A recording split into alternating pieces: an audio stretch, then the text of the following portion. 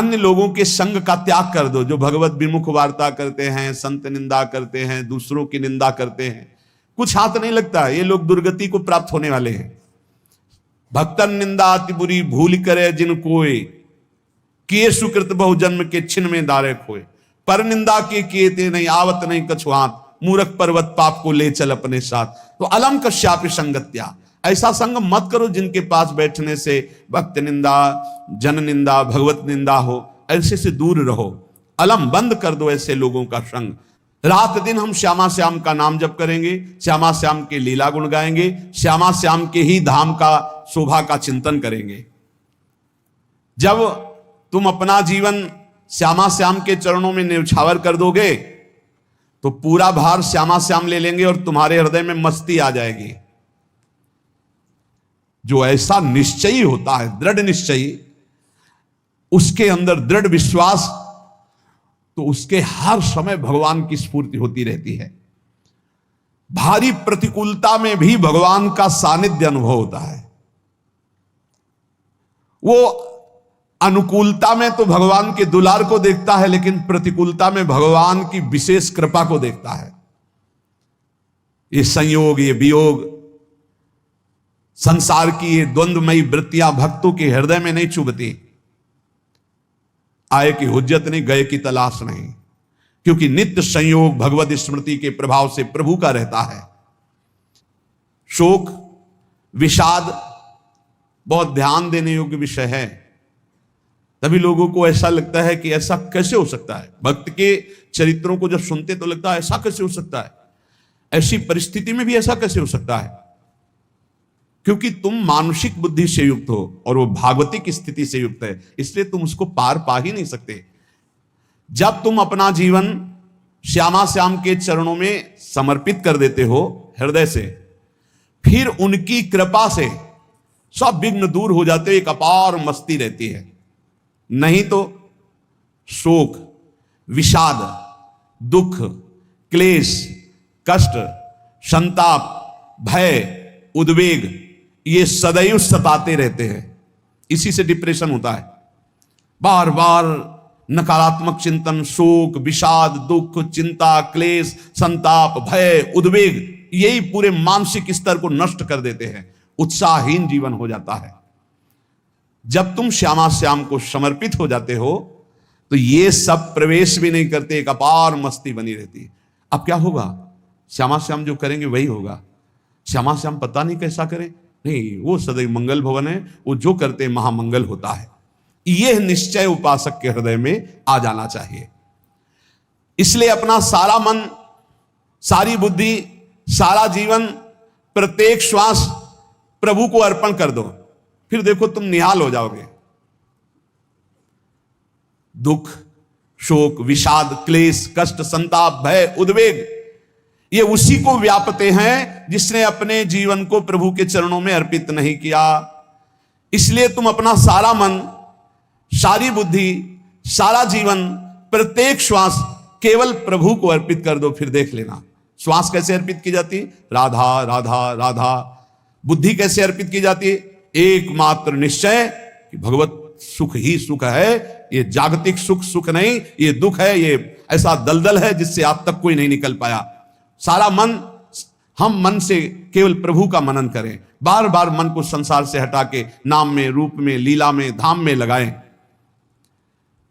बहुत प्रसन्नता हो जाती है उस उपासक के हृदय में जो अपना मन बुद्धि प्रभु के चरणों में अर्पित कर देता। भगवान ने तो इसको बहुत उत्तम स्थिति बताया है कि मेरे से कभी वो अलग हो ही नहीं सकता यदि मन बुद्धि अर्पित कर दिया। मयि एव मन आधत्स्व मयि बुद्धिम निवेशय, तो निवेश्य मयि एव अत ऊर्ध्वम न संशया। बिल्कुल संशय नहीं, वो मेरे में ही निवास करेगा जिसने मन और बुद्धि अपनी मेरे में अर्पित कर दी। बहुत प्रसन्नता रहेगी उस उपासक के जीवन में जो अपने आप को मन बुद्धि सहित प्रभु के चरणों में समर्पित कर दिया है। भगवान का आश्रय लेने वाले की पहचान है हर परिस्थिति में प्रसन्न रहना। देखो आप भगवद आश्रित हो कि नहीं, देखो अनुकूल परिस्थिति में तो सब प्रसन्न रहना, लेकिन प्रतिकूल परिस्थिति में प्रसन्न रहना यह भगवान के भक्तों का लक्षण है। हर परिस्थिति में प्रसन्न रहना यह भगवान के भक्तों का लक्षण है। आनंदगन भगवान का आश्रय मिलते ही आनंद छा जाता है हृदय में। उनके पास आनंद का अभाव होता ही नहीं है। जैसे सूर्य का प्रकाश उदय होते ही सूर्य का प्रकाश संपूर्ण अंधकार को नष्ट कर देता है, ऐसे ही भगवान का संपूर्ण आश्रय लेते ही सब दुख चिंता शोक नष्ट हो जाते, आनंद ही आनंद। तुम भगवान के मंगलमय रूप को नहीं जानते हो, पर उनके मंगलमय भाव को, विधान को मानना शुरू कर दो। जो भी होता है मंगलमय होता है। हमने जीवन में देखा है, अगर इधर कोई बहुत बड़ा सुख दिया तो देर नहीं लगेगी, 24 घंटे नहीं व्यतीत होंगे और ऐसे दुख दे देंगे, जिससे दोनों का समान भाव रख करके ना दुख में तुम भूलो प्रभु को, ना सुख में फूलो, सीधे भगवत मार्ग में चल। पूरे जीवन की बात देखा है। भगवान के मंगल विधान में सदा सर्वदा सुख ही सुख है, इस बात को मान के प्रसन्न हो जाओ। जब भगवान का भजन करने वाले की तन्मयता बढ़ती, अरे आप कहाँ भूल रहे हो, यहाँ खाने की भी व्यवस्था। बोले हमें सब पहले से बता दिया गया कि आप मना करोगे, बार बार मना मत करो, हमें पता है। तो उन्होंने ठाकुर जी की तरफ देखा, बोले क्या लीला है प्रभु, संतों से हम क्या कहें, ये ले रुपए। उस समय स्वर्ण की मोहरें चलती थी, बेच के बाजार से खूब उन संतों को पवाया, उन्हीं संतों की सेवा की, और उनका अपने सेठ का नाम तो बताओ जहां हमें जाके हुंडी मिलेगी। सेठ सावल सा सेठ। संत जन गए वहां, पूछा कि नरसिंह मेहता जी का जिन सेठ से परिचय, उनका नाम सावल सा सेठ, उनकी गद्दी कहां है? तो जो कुछ भक्त थे वो द्वारिकाधीश की तरफ संकेत करते कि वही हैं। बोले नहीं नहीं, वो सेठ है, उनकी गद्दी चलती थी पूरी बाजार में कहीं कोई। अब संत जन एकांत में होकर के बहुत विचलित हुए कि हमारे साथ धोखा हुआ, नरसिंह मेहता जैसा संत क्या धोखेबाज हो सकता है? देखो संशय तो बहुत विचित्र होता है, बड़े बड़ों को संशय हो जाता है। जब भगवती सती जी को संशय हो गया, राम जी को हे खग हे मृग हे मधुकर श्रेणी ऐसा पूछते हुए कि सच्चिदानंद कैसे हो सकते, तो किसी को हो सकता है, क्योंकि वो बुद्धि की अधिष्ठात्री देवी है। जो ही उनके मन में ऐसा आया कि क्या हमारे साथ धोखा हो रहा है, इतने में ही देखा जय हो सावल सा सेठ की। होगा सावल सा सेठ। कुछ ब्राह्मणों ने एक रचना रची, मुड़ मुड़ा के कबीरदास जी के शिष्य बन करके पूरी काशी के सब आश्रमों में निमंत्रण दे आए। कल भंडारा है, संत सेवा है, सबने स्वीकार किया। कबीरदास जी अपनी दिनचर्या करके निकले तो संत मंडली आने लगी। बोले कै बजे सेवा है? साधु सेवा। बोले कौन सी साधु सेवा? बोले कल आपके शिष्यजन निमंत्रण दे के आए, पूरी काशी के सब संत आ रहे हैं। कबीरदास जी ने कहा यार तो एक की भी व्यवस्था नहीं, पूरी काशी के संत आ रहे हैं। अच्छा समझ में आ रहा है, लीला बिहारी तुम लीला करना चाहते हो। गए अपना निकल गए गंगा किनारे, एक झाऊ के नीचे बैठकर अपना भजन ध्यान में मगन है। 11-12 बजे तो उन्होंने देखा संतों की मंडली, अब काशी तो बहुत। कबीरदास जी ने देखा कि आश्रम की, तो बोले पता नहीं क्या होगा, चलो चलते हैं। तो ऐसे गमछा वस्त्र करके ऐसे डालकर मुंह ढक करके, वहां बड़ी बड़ी पंगत लगी थी। कबीरदास जी सबको पाओ जी पाओ। कबीरदास जी के रूप में स्वयं भगवान पाओ जी।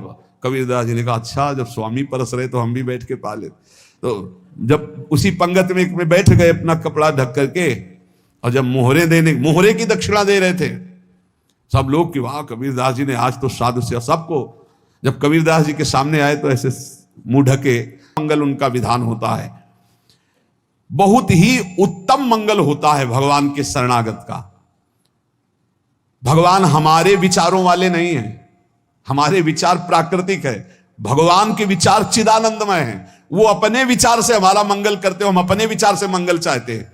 भगवान के विचार से मंगल ही हमारा होगा, इसलिए कभी हमको चिंता शोक भय नहीं करना चाहिए। भगवान की ओर से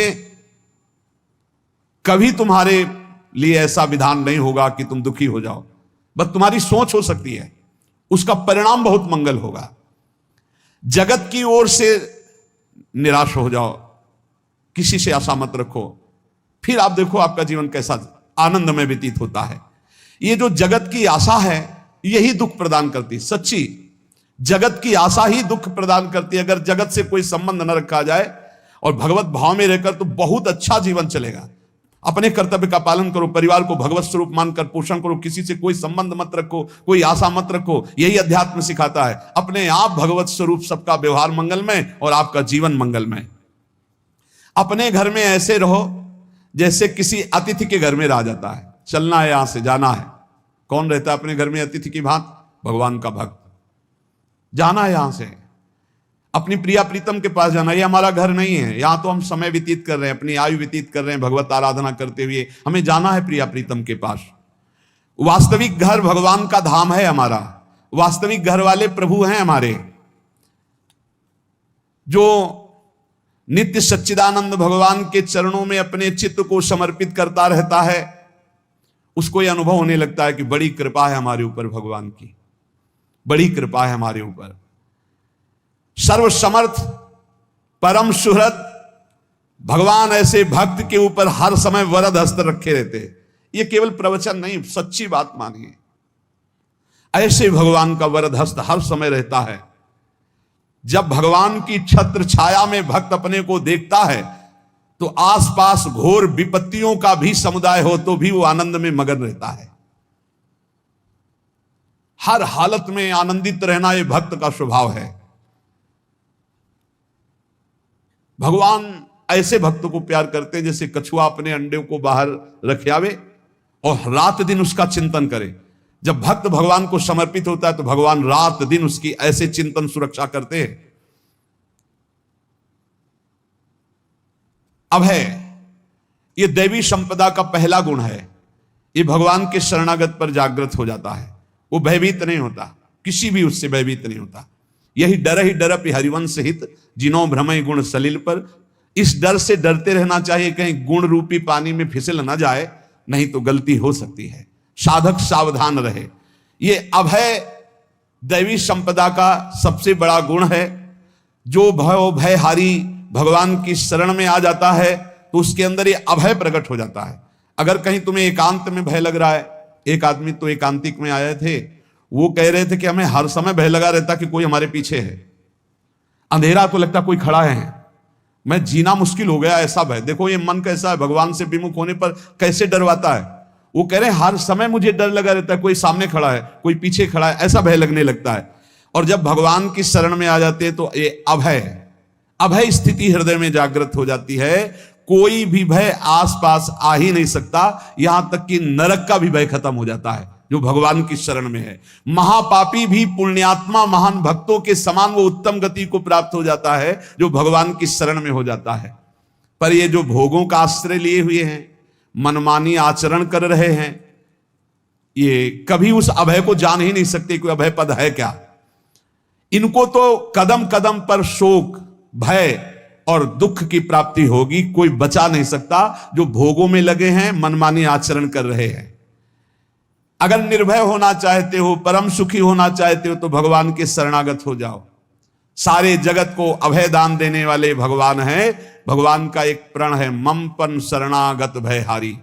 जो मेरी शरण में आ गया उसके भय का मैं नाश कर देता हूं। साधना में अवस्था मन की मानी जाती है कि आप कितने अच्छे साधक हैं। यदि आपका मन भगवदाकार है, हर समय भगवत चिंतन चल रहा है, आपके स्वप्न भागवतीकार रहे हैं, आपके विचार भागवतिक हैं, तो आपकी अच्छी साधना हो रही है। और यदि आपके स्वप्न गंदे आ रहे हैं, क्योंकि स्वप्न में मन का ही सारा खेल होता है, और आपकी चिंतन वृत्ति वासनात्मक चल रही, तो अभी साधना का प्रभाव मन पे नहीं पड़ा है। जिसका मन हर समय भगवत चिंतन करता रहता है वो जीते जी जीवन मुक्त हो जाता, अनुभव होता है। जैसे किसी ने कहा कि हमें कैसे पता चलेगा कि हमारा काम हो गया है। तो जैसे आप भोजन पा लेते हैं तो किसी दूसरे से गारंटी थोड़ी लेनी होती कि हम छक गए हैं क्या, आप जरा बताना हम छक गए हैं क्या। नहीं, अपने हृदय में आ जाता है कि अब मैं तृप्त हो गया। ऐसे ही अपने हृदय में आ जाता है कि मेरा काम हो गया, अब मेरा जन्म नहीं होगा। ये हृदय में आ जाता है, अपने आप अनुभव में आ जाता है। जब स्वरूप बोध होता है तो किसी और से सलाह थोड़ी लेनी होती है, वो अपने आप अनुभव में आ जाता है। हां, यदि गुरुदेव का वर्ण नहीं किया है तो फिर आपको किसी न किसी गुरु से प्रमाणित करवाना पड़ेगा। और अगर गुरुदेव का वर्ण किया है तो वही मंत्र, वही नाम, वही गुरु शरणागति आपको अंदर से पुष्ट कर देगी कि आपका काम हो गया है। विषय चिंतन करता हुआ मन विषय आसक्ति को प्राप्त होता है, विषय आसक्ति को प्राप्त हुआ मन बार बार जन्म मरण और नरक को प्राप्त होता है।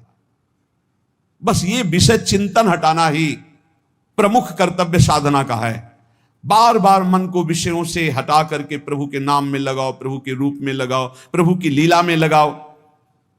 जहां भगवान प्रकट होते हैं वहां परमानंद की बाढ़ आती है। पर ये ध्यान रखें, गुलाब का फूल कांटों में खिलता है, उसकी सुगंध लेनी, फूल लेना है तो कांटों से बचाकर। ऐसे ही जब आप भगवत चिंतन के लिए चलेंगे तो आपका चिंतन चुराने के लिए माया विविध नाटक करेगी, कांटे फैलाएगी। कोई तुम्हारी निंदा करेगा, कोई अपमान करेगा, कोई उपहास करेगा, तुम्हारी अव्यवस्था हो सकती है, तुम्हारी परिस्थिति बहुत भयावह हो सकती है। इन परिस्थितियों में भी भगवत चिंतन का तार ना टूटने पावे तो आगे गुलाब का फूल है। जैसे कांटे से बचाकर गुलाब का फूल लेते हैं और भगवत अर्पित करके सौरभ का सुख लेते हैं, ऐसे ही भगवान के प्रेमानंद का अनुभव करने के लिए संसार के कांटों से बचना होगा। और खिलेगा यही फूल संसार में ही, मनुष्य देह में, और योनियों में नहीं। भगवत प्राप्ति स्वर्ग में नहीं होगी, इसी मृत्यु लोक में होगी। पहले मन नहीं लगता भगवत चिंतन में, भगवत चिंतन जबरदस्ती करना पड़ता है। भगवत चिंतन जे ही प्रारंभ करोगे ते ही बहुत बाढ़ आ जाएगी पाप चिंतन की। ध्यान दीजिए, बहुत लोग प्रश्न करते रहते हैं कि हम जब भजन में बैठते हैं तो बहुत गंदी बातें आती, मन बड़ा चंचल होता है, भाग जाता है। ऐसा प्रारंभ में जब कोई भगवत चिंतन प्रारंभ करता है तो उसका मन विषयों में भागता है, गंदी बातों में भागता है। अब लोग कहते पहले तो हमारा चिंतन बढ़िया होता था, अब चिंतन नहीं होता। तो कोई सिद्ध पुरुष थोड़ी हो गए, तुम्हें जबरदस्ती चिंतन करना होगा। जगत के प्राणी में जहां मन जाए तो इसमें भी भगवान, पदार्थ में मन जाए तो उसमें भी भगवान, जहां जहां मन जाए वहां वहां भगवान देखो, या मन को हटाकर नाम मंत्र में लगाओ। ऐसे भगवत स्मृति जागृत की जाती, बार बार प्रयास करना होता है। कई लोग ये प्रश्न करते हैं कि हमसे बड़े पाप हो गए तो क्या हमें भगवान की प्राप्ति हो जाएगी? तो यहां कह रहे हैं भगवान किसी के पूर्व जीवन को नहीं देखते हैं, वर्तमान के भजन को देखते हैं। पकड़ो इस बात को। अगर वर्तमान में आज आप सुधर गए हो, नाम जप कर रहे हो, तो आप भक्त हो। ये गीता जी में भगवान ने कहा, अपिचेत सुदुराचारो भजते माम अनन्य भाग साधुरेव समन्तव्या सम्यक व्यवसिता। ऐसा बहुत दुराचारी पहले रहा है, बाद में उसके मन में आ गया कि भगवान के सिवा हमारा कोई कल्याण करने वाला नहीं, हमारा कोई नहीं। तो भगवान कहते हैं मैं उसे साधु ही मानता हूं, उसे साधु बना देता हूं। भगवान किसी के पूर्व जीवन को नहीं देखते, बहुत बढ़िया बात है। कल तक हम क्या करते रहे भगवान नहीं देखते, आज क्या कर रहे हो ये देखते हैं। यदि आज आप भजन में लग गए हो, अच्छे आचरण कर रहे हो, तो आपको भगवत प्राप्ति हो जाएगी। भगवान ये नहीं देखते कि पूर्व में पुण्यात्मा रहा है कि पापात्मा रहा है। भगवान वर्तमान में देखते कि मेरा भजन कर रहा है, बस इसी से कल्याण कर देते हैं। पकड़ो इस बात को, तो कभी प्रश्न नहीं उठेगा कि क्या हमको भी भगवत प्राप्ति हो सकती है क्या। हमारा मन यदि श्री भगवान को चाहने लगे तो श्री भगवान हमारे मन में ही आकर बस जाएंगे। भगवान की रूप माधुरी में मन डूबने लगेगा। यथार्थ सत्य, जो भगवान से थोड़ा भी प्यार करने लगे हैं उनके हृदय में भगवान की, उनकी भावना के अनुसार झलक आने लगी है। हृदय में प्रभु के आते ही अनंत जन्मों के संस्कारों का नाश हो जाता है। इसलिए तुम अपने पहले वाले घृणित जीवन को याद भी मत करो और उसको सोचकर जरा निराश भी मत हो। अमावस्या में घोर अंधकार रहता है, पर प्रातः काल में अंधकार नष्ट हो जाता है। ऐसे ही नाम का उच्चारण करते ही तुम्हारे जितने पाप अंधकार हो सब नष्ट हो जाएंगे। तुम चाहो कि एक क्षण भी प्रभु को ना भूलो। अब वर्तमान में ऐसी स्थिति बनाओ। जो प्रभु को नहीं भूलने की चाह करता है कि मुझे ऐसी स्थिति प्राप्त हो कि मैं कभी प्रभु को ना भूलूं, तो सच्ची मानो और कोई बात भगवान सुने ना सुने, ये बात जल्दी सुन लेते हैं। भजन की मांग करो तो बहुत जल्दी भगवान पूर्ण करते हो। भजन जिसका चलने लगा तो फिर लोक लोकांतर के सारी रिद्धियां सिद्धियां सुख वैभव तो उसके चरणों में लौटते हैं। जब हम प्रभु से प्रभु का स्मरण न मांगकर भोग मांगते हैं तभी हमारा भजन रुक जाता है, भजन नहीं चल पाता। यदि हम प्रभु से केवल भजन मांगे तो विश्वास करो ब्याज में सब हो जाएगा। मूल भजन तो आपका बचेगा ही, ब्याज में लोक लोकांतर के भोग आपके चरणों में लुटते घूमेंगे। आप भजन करके तो देखो। अरे घिघियाने की जरूरत नहीं, किसी से मांगने की जरूरत नहीं, भजन करके देखो, सब ठीक हो जाएगा, सब अपने आप बन जाएगा। हम बहुत बड़ी भूल कर देते हैं कि थोड़ा भजन करके प्रभु से कुछ सांसारिक वस्तुएं, स्थितियां, परिस्थितियां बदलने की मांग कर लेते हैं, जिससे भजन छूट जाता है। प्रभु की स्मृति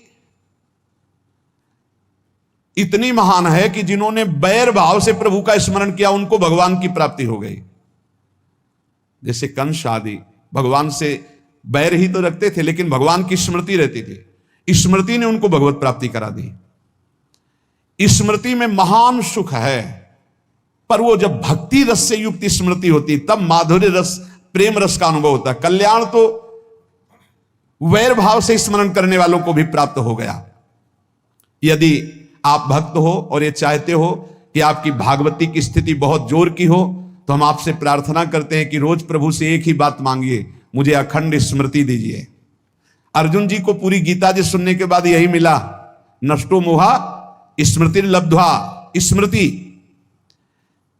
प्रभु आप हम पे ऐसी कृपा कर दो कि हमारे हृदय में किसी और व्यक्ति, वस्तु, स्थान की स्मृति न रह जाए, केवल आपकी स्मृति रह जाए। ये चाह भगवान बहुत जल्दी पूर्ण कर देते हैं, यदि उपासक हृदय से ये बात मांगे। भगवान की कृपा से ही ऐसा हो सकता है कि अखंड स्मृति, ये कर्म फल से नहीं मिलती है। प्रभु के प्रति निर्भर होकर जो दैन्यता पूर्वक प्रभु से मांगता है और हर समय अभ्यास करता रहता है भगवत स्मरण का, उसको ये स्मृति मिलती है। और स्मृति मिल गई तो इससे बड़ी कोई स्थिति नहीं, हर समय भगवान का स्मरण। प्रभु से मन प्रतिपल नया नया स्वाद लेकर के आसक्त होता रहता है, नवम नवम। प्रभु कभी बासी नहीं होते। जैसे किसी व्यक्ति को देखो तो देखते देखते मन हट जाएगा कि देख लिया, बहुत सुंदर है, ठीक है, लेकिन वो एक दिन मन हट जाएगा। और प्रभु की सुंदरता नवम नवम है, प्रभु के नाम का स्वाद नवम नवम है, प्रभु की लीला का स्वाद नवम नवम है, प्रभु के धाम की शोभा नवम नवम है। जैसे आचार्य महाप्रभु हरिवंश चंद्र जी कहते, नयो नेह नव रंग नयो रस, नवल श्याम वृषभानु किशोरी, नव पीतांबर नवल चूनरी, नई नई बूंदन भींजत गोरी, नव वृंदावन हरित मनोहर, नव चातक बोलत मोर मोरी, नव मुरली जो मल्हार नई गति, सब कुछ नया। तो नवम नवम प्रभु, प्रतिपल नवम नवम प्रभु का रूप, प्रियाजू का नवम नवम, अबहीं और अबहीं और अबहीं और है। तो कहते हैं जब मन निरंतर स्मृति में डूबता है, तो जब प्रभु की रूप माधुरी प्रकाशित होती, तो ऐसी नवम नवम कि कभी ये नहीं होता कि रूप बासी हो गया। ये वही रूप है जो हमने अभी देखा था, नवम नवम। इसलिए आनंद की उफान आती रहती है उपासक के हृदय में। ऐसी प्रियता, ऐसा आनंद बिना भजन के नहीं अनुभव में आएगा। इसलिए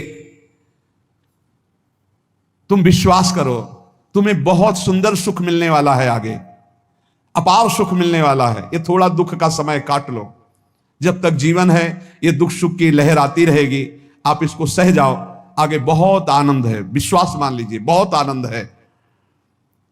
जो ये विश्वास कर लेता है वो प्रभु के मार्ग में चलकर प्रभु को प्राप्त कर लेता है। नहीं तो इतने रोड़े हैं कि आप ऊब जाओगे, बहुत रोड़े हैं।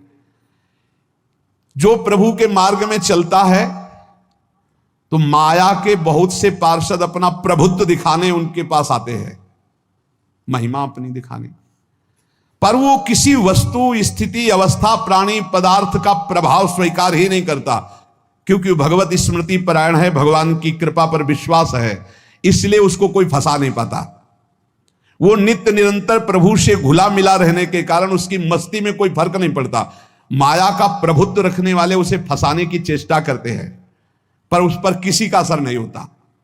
वो कहीं लिप्त नहीं होता, वो कहीं दुखी सुखी नहीं होता, वो हर समय प्रसन्न रहता है।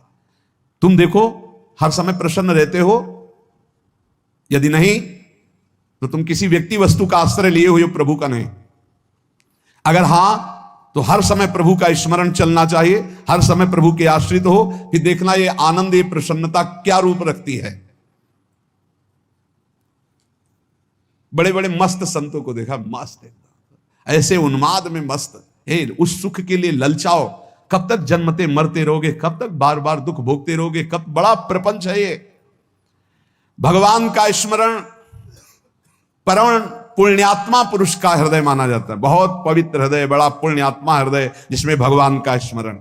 भगवान का विस्मरण पापात्मा पुरुष, भयानक विपत्ति दुर्भाग्य।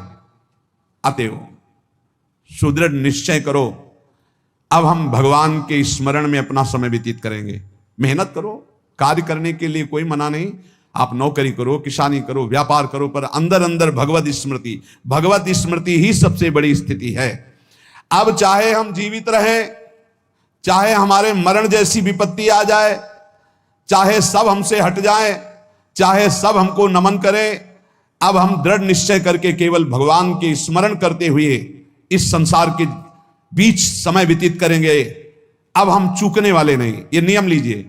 चाहे जीवन रहे या ना रहे, चाहे मरण जैसा कष्ट आ जाए, चाहे सब वियोग हो जाए, सब चले जाए, चाहे सब संयोग हो जाए, सब नमन करें, अब हम प्रभु का स्मरण नहीं छोड़ेंगे।